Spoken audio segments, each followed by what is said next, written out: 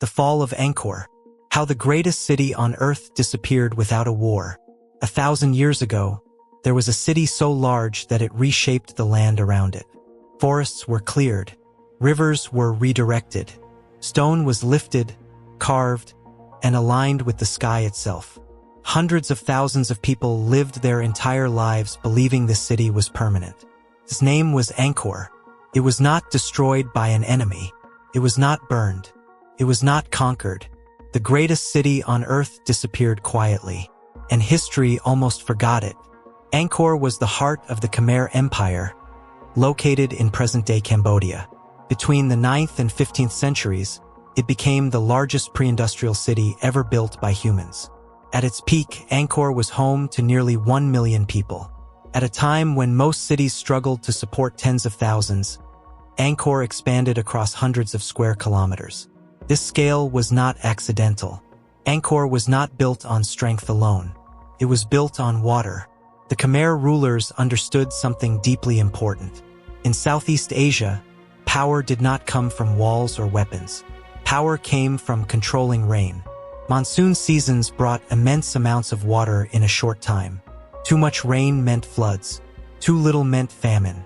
Survival depended on managing both extremes. So the Khmer engineers built a system unlike anything the world had seen. Massive reservoirs called barays stored monsoon rain. Canals redirected rivers across the landscape. Smaller channels fed rice fields with precise control. Water moved through Angkor like blood through a body. As long as it flowed correctly, the city lived. This water system allowed Angkor to break natural limits. Rice could be grown multiple times a year. Food surpluses supported craftsmen, priests, builders, and administrators. Temples rose. Roads expanded. The population grew. Angkor did not simply adapt to its environment. It engineered it. At the center of this system stood the king. In Khmer belief, the king was not just a ruler. He was a divine figure responsible for maintaining harmony between heaven and earth. His ability to control water was proof of cosmic order. When the reservoirs filled and the crops thrived, it meant the universe was in balance. Angkor Wat itself was designed to represent the sacred Mount Meru, the center of the cosmos. Every stone was a message. This city was not temporary. It was eternal. For centuries, that belief seemed justified. Angkor expanded while other cities declined. It absorbed shocks, survived wars. It adapted to political changes. The water system kept working, and because it worked for so long, no one imagined it could fail. But no system is immortal. Angkor depended on predictability, regular monsoons, gradual floods, manageable droughts.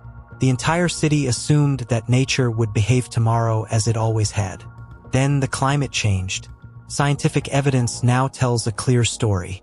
Tree rings, lake sediments, and soil records show that beginning in the late 13th century, Southeast Asia entered a period of extreme climate instability. Monsoons became stronger than normal. Heavy rains damaged canals and reservoirs.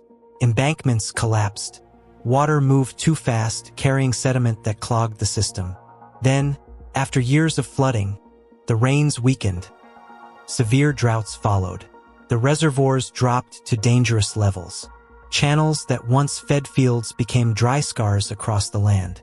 The system designed to handle balance was now being pushed to extremes it was never meant to survive. Repairing Angkor's water network was not simple. This was not a single dam or canal. It was thousands of interconnected structures spread across enormous distances. Fixing one failure required labor, coordination, and time. Each delay made the next failure worse. Sediment built up. Channels narrowed. Water stopped reaching distant fields. Rice production declined. Food security weakened. For the people of Angkor, this crisis cut deeper than hunger. Because if the water failed, it meant something far worse than environmental trouble. It meant the king was losing divine favor. The Khmer ruler's authority rested on his ability to maintain cosmic balance.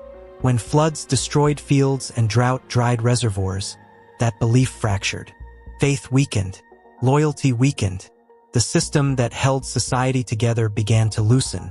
As conditions worsened, people made quiet decisions. Farmers moved closer to reliable rivers. Families relocated to smaller communities. Merchants followed new trade routes. No alarms sounded. No walls fell. Angkor began to empty one household at a time.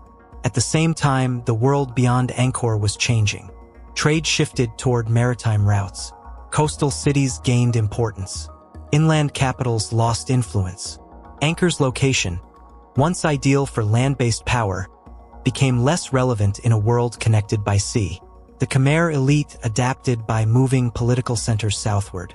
The empire continued, but Angkor did not. The temples remained. Stone structures built to last for eternity stood quietly as people left. Rituals stopped.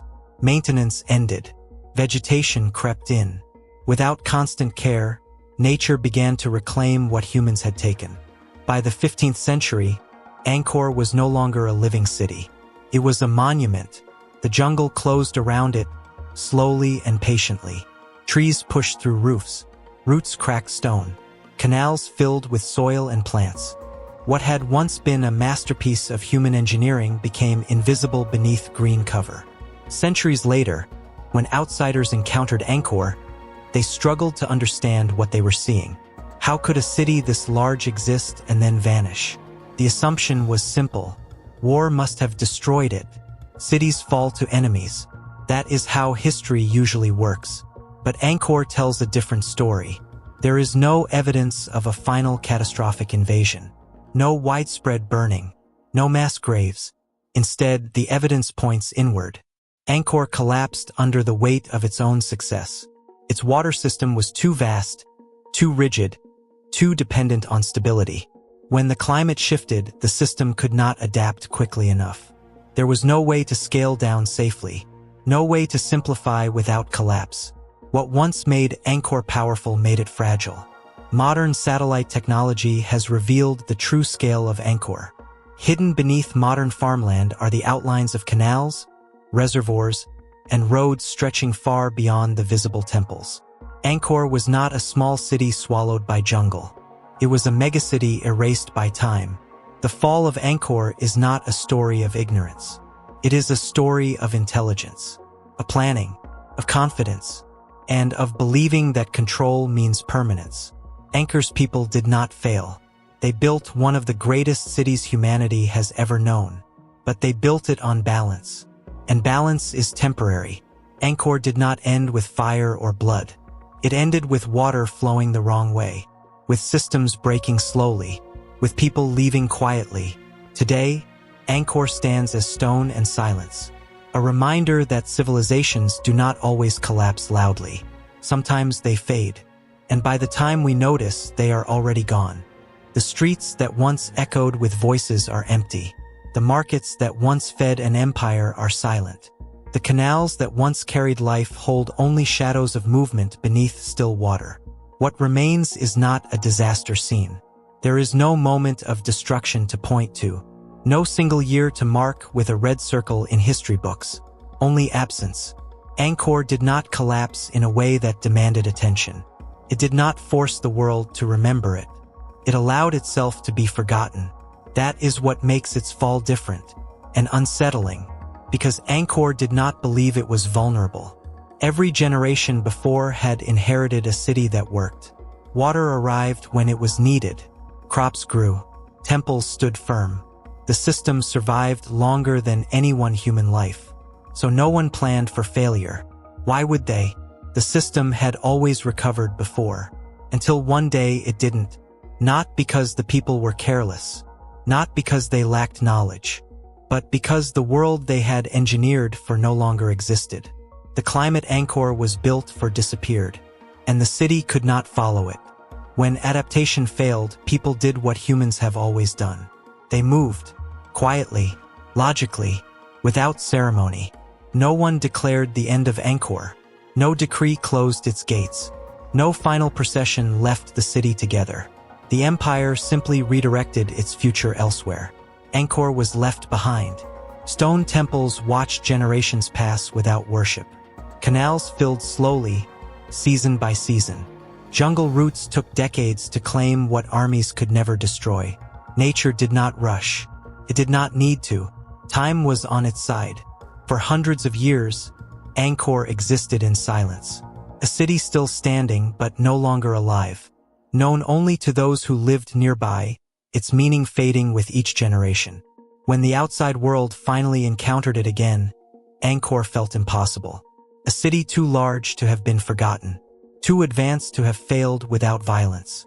And yet, there it was, proof that collapse does not always arrive with chaos.